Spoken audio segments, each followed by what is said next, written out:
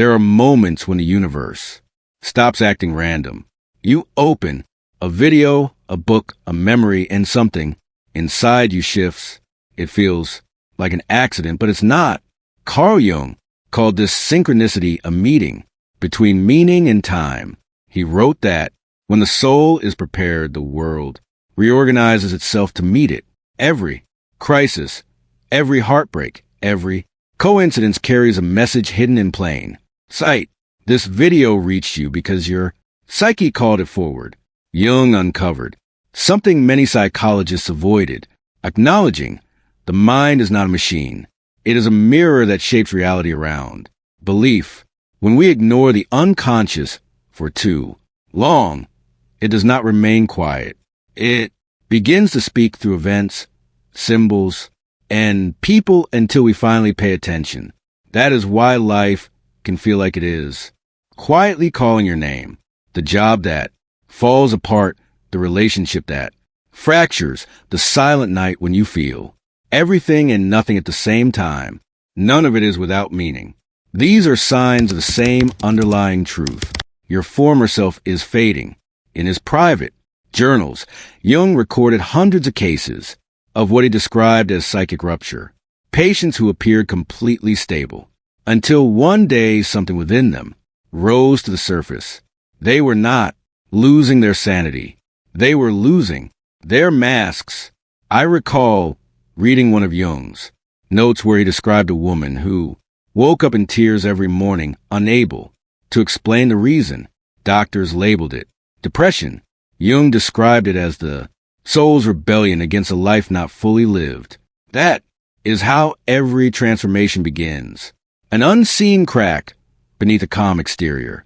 No drama, no catastrophe, just a quiet resistance inside that says, I can't keep pretending this is enough. It is the moment the unconscious begins to move. Jung warned that many people confuse awakening with illness. When the persona, the mask created to be accepted, starts to fall apart, the mind reacts with fear. It holds on to routine, to approval, to any system that promises stability. But stability is often the first illusion to dissolve. In one of his case studies, Jung described a man who unexpectedly left his job after 20 years and spent months in silence. Others called it failure. Jung called it individuation, the psyche's demand for authenticity. He wrote, what appears as collapse from the outside is often a birth from within. This is the truth many prefer to avoid. The breakdown is an invitation. When nothing feels real anymore, it is not because life has lost meaning. It is because the meaning you once followed no longer matches who you are becoming. This is the threshold Jung considered most difficult. Not madness, but awakening. He stated that there is no path to consciousness without pain. And pain is exact. It does not destroy. It reveals. It is the mind's way of removing layers until what lies beneath becomes clear. You have felt it before. That subtle emptiness after success. That numbness within laughter. That quiet voice at night, softly whispering, this isn't who I am. That is the moment the shell starts to crack, and it frightens you because you cannot explain it. But the psyche is not concerned with explanations. It seeks truth. Jung wrote that every person lives between two orders, the outer world of form and the inner world of symbols. When the outer world becomes too rigid, the inner world begins to break through. It does this not to harm you, but to release you from what no longer supports your growth. He observed the same symbols appearing again and again in dreams. A house, a mirror, a shadow at the edge of sight. Each one a coded message from the unconscious asking, will you finally look? When these signals are ignored, life intensifies. The coincidences grow clearer. The patterns repeat. You meet the same type of people in different forms, live the same story with new names, feel the same emptiness in new places, because the psyche will reshape. your outer world until you face your inner one. That is what synchronicity truly means. Not magic, not luck. It is the unconscious, arranging events to make itself known. The more you resist, the stronger the pattern becomes. Jung once stated that when the soul intends to grow, it will send experiences that challenge your ego.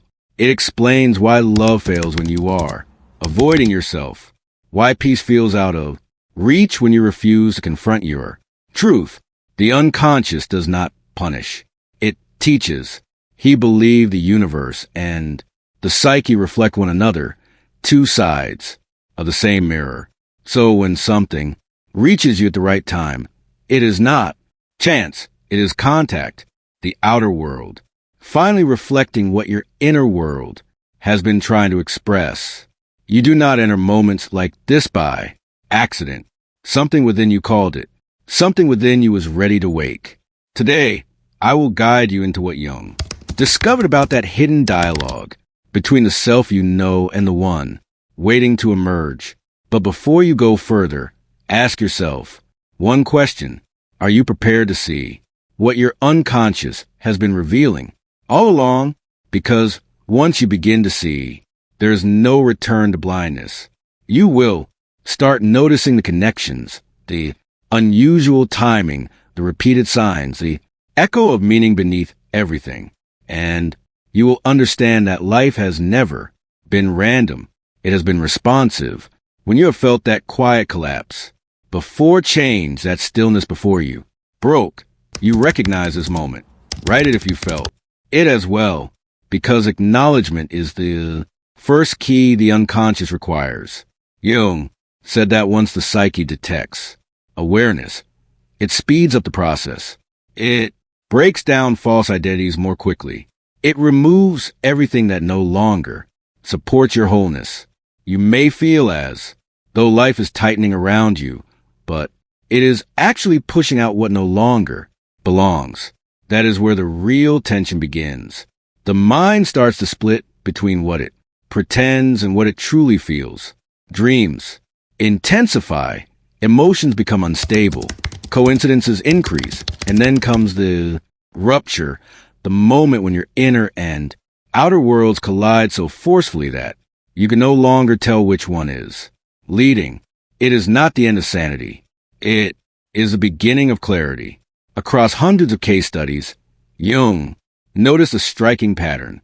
When a person reached the stage of psychic rupture, when the mask finally broke, what appeared next was not madness.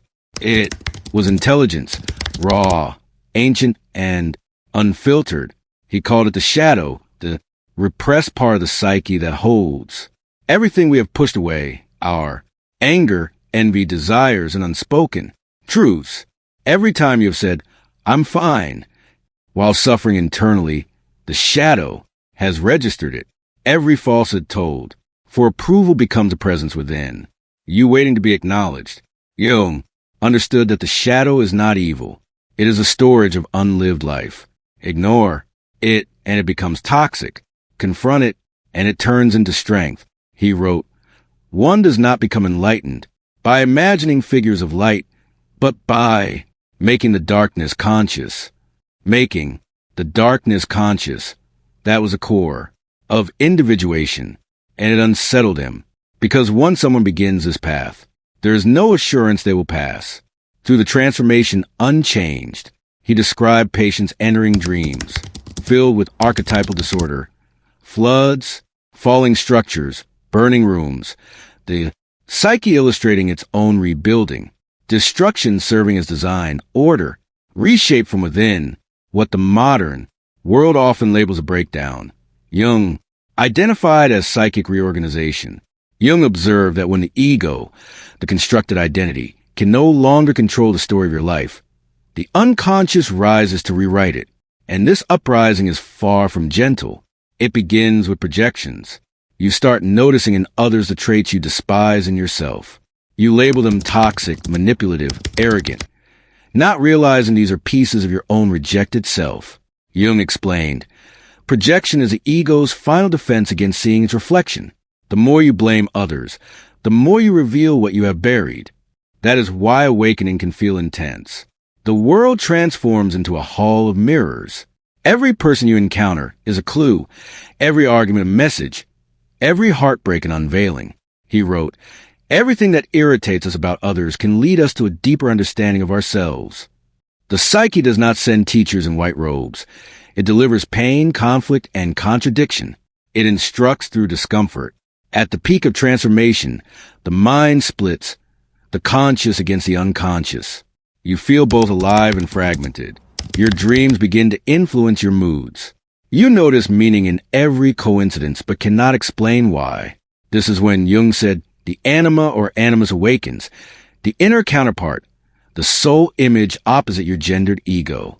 It connects the conscious and unconscious realms. For men, it appears as a feminine voice within, intuition, emotion, sensitivity. For women, it appears as the inner masculine, reason, clarity, direction. When these two energies converge, the psyche starts to find its balance. But this encounter is far from calm. It is both seduction and conflict, like falling in love and dying simultaneously. You are not merging with another person. You are merging with your own missing half.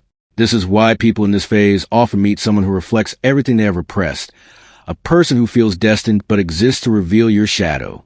Jung called this the projection of the soul image.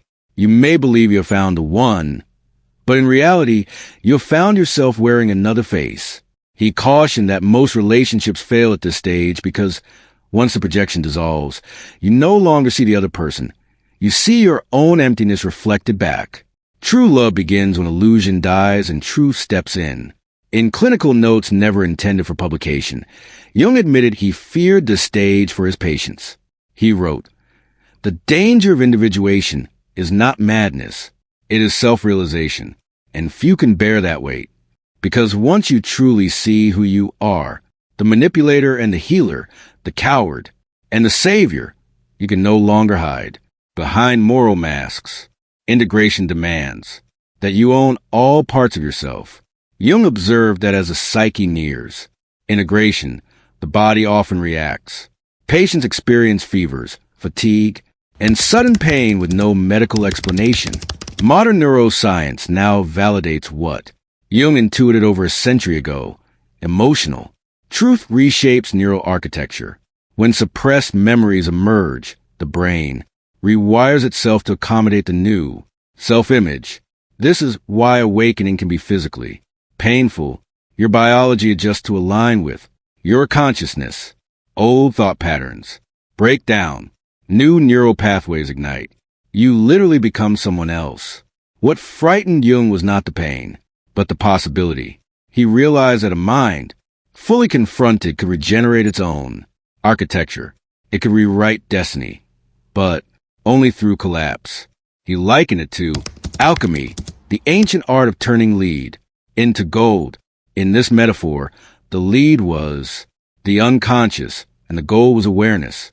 He described individuation as the process of transforming psychic led into the light of the self. But this alchemy always begins in fire. At first, life feels like it is attacking you. Then you realize it is instructing you. Every loss, every failure, every repeated heartbreak carries a coded message from the unconscious. You are not listening. And when you finally do, everything changes. You stop asking, why is this happening to me? And start asking, what is this trying to show me? That shift is the hinge of awakening. Once the question changes, the psyche opens. You begin noticing patterns everywhere. Not paranoia, but perception. A number repeating. A phrase you hear twice in a day. A memory resurfacing after years. Synchronicity, the unconscious shaping time to accelerate awareness. Jung documented that in this stage, people reported dreams coming true, encounters that felt oddly familiar, symbols reappearing over weeks. He did not call it magic. He called it meaning. The psyche communicates through reality. And once you become fluent, coincidence disappears. You start sensing the next phase. The air feels heavier before decisions. The world seems scripted, almost rehearsed, because in a sense, it is being written by the part of you that already knows the ending. Transformation is not metaphorical. It is biological, psychological, spiritual. The ego decomposes, so the self, the whole psyche, can reorganize. That is why you feel like you are dying. You are. The version of you that clung to control is dissolving. What remains is presence, a deeper, quieter awareness that observes, without judgment. It does not chase or resist. It simply sees. Jung called this the witness, the consciousness that emerges when the opposites within you stop fighting. Shadow and light, persona and truth, fear and purpose. They merge into a single field, awareness itself. And when that happens, your perception of reality transforms forever. The world does not become easier. It becomes transparent. You begin to see motives beneath words, patterns beneath chaos, purpose beneath pain. That is the moment Jung described. The unconscious has become conscious. And when it arrives, there is no turning back. Because once you have tasted truth, illusion feels toxic. You no longer seek escape. You seek alignment. And perhaps you are already in that unbearable clarity where everything false begins to dissolve. If you are, it means your transformation has begun. You are not losing your mind. You are finding it. When that realization lands, you will know it not as a thought, but as silence. Some call it awakening. Others simply say, I see it now. After the storm of transformation, something shifts. You stop chasing meaning in every sound, every coincidence. Meaning ceases to be something you pursue. It becomes a lens through which you view the world. Jung called the stage integration. Not perfection, not enlightenment, just integration. Integration occurs when the conscious and unconscious no longer compete for control. They cooperate. You no longer reject the parts of yourself you once feared. You do not hide your anger. You understand it. You do not deny your sadness. You listen to it. The shadow ceases to be a threat. It becomes a guide. In his later writings, Jung described this as the emergence of the self, the organizing principle of the psyche. He wrote, the self is both the center and circumference, the totality that embraces conscious and unconscious. It is not something you achieve. It is something you remember. Because the truth is, you were never broken. You were divided, and the work of awakening was to reunite what had been separated. Your mind, your instincts, your soul. After this reunion, your experience of reality transforms. Your outer world is no longer a battlefield. It becomes feedback. You see how others mirror your state of consciousness. Their cruelty reveals unhealed wounds. Their love reflects your capacity for connection. When you perceive this clearly, blame dissolves. There is no longer me versus them. There is only correspondence, an invisible dance between your inner and outer worlds. That is why Jung observed that synchronicity increases after integration. Now, you and the universe operate on the same frequency. The unconscious no longer needs to shock you awake. It works with you. Every event becomes participation rather than punishment. In his private letters, Jung shared something remarkable. He said that true awakening is not the end of suffering. It is the end of meaningless suffering. Pain still occurs, but now it carries purpose. It teaches. It clarifies. It refines. That is the difference between chaos and growth. One feels like drowning. The other feels like breathing underwater. At this stage, you begin noticing small miracles. A stranger's words answering a question you never asked. A delay that spares you from disaster. A memory returning exactly when its lesson is needed. It is not luck, it is alignment.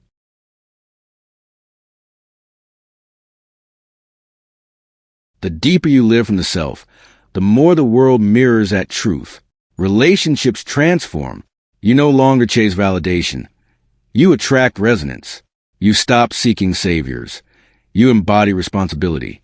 You understand that no one is coming to save you because no one needs to. You are both the wound and the healer, the question and the answer. This is what Jung meant by individuation, the human being becoming whole enough to contain its own opposites. It is not about being special. It is about being real. You start seeing that every enemy was a teacher in disguise, every rejection a redirection, every breakdown an encoded form of love from the unconscious, guiding you back to yourself. Then something shifts. The urgency fades. The search ends. You realize you were never seeking truth. You were seeking permission to live it. This is a quiet freedom Jung described his final years.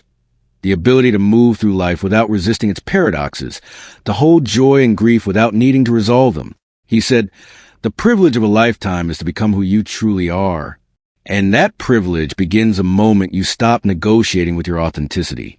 From here on, awakening is no longer chased. It is embodied. Every conversation becomes an exchange of energy. Every task a reflection of consciousness. When you cook, it is meditation. When you breathe, it is prayer. The sacred hides in the ordinary because you are finally awake enough to see it. Your nervous system calms. Your attention expands. You begin to sense the invisible structure beneath everything, a silent order moving through chaos. That realization changes everything. You stop resisting life and start collaborating with it. And when you do, life begins collaborating back. This is what Jung meant when he said the meeting of two personalities is like the contact of two chemical substances. If there is any reaction, both are transformed. Consciousness is contagious. When one person becomes real, it gives others permission to do the same. Your awakening becomes an ecosystem. If you've made it this far, through breakdown, shadow, and silence, you've already stepped into that field. You are no longer a passive observer. You are a participant in creation. From here, your task is simple. Live with awareness. To respond, not react. To create, not escape. To choose truth over comfort, again and again, until it becomes instinct. Because the moment you stop searching, you become what you were searching for. You stop asking life for signs and start being one. This is a full circle Jung described but never fully published. The psyche awakening to itself through you. If this awakening resonates, type in the comments, "I remember." Remembering is a final initiation, the act that closes a loop between knowledge and embodiment. And understand this, your remembering doesn't just serve your own healing. It contributes to humanity's evolution. Every person who becomes conscious makes the collective a little less blind. Every act of awareness shifts the geometry of the human story. You are part of that shift simply by seeing. You were never lost. You were being prepared. The fact that this video found you or you found it proves it. When the soul is ready, the universe stops being random. It becomes precise. Every second, every encounter, every collapse, every rebirth arrives exactly on time. This is the moment you were meant to meet. Not to learn something new, but to awaken what you already knew, only forgotten.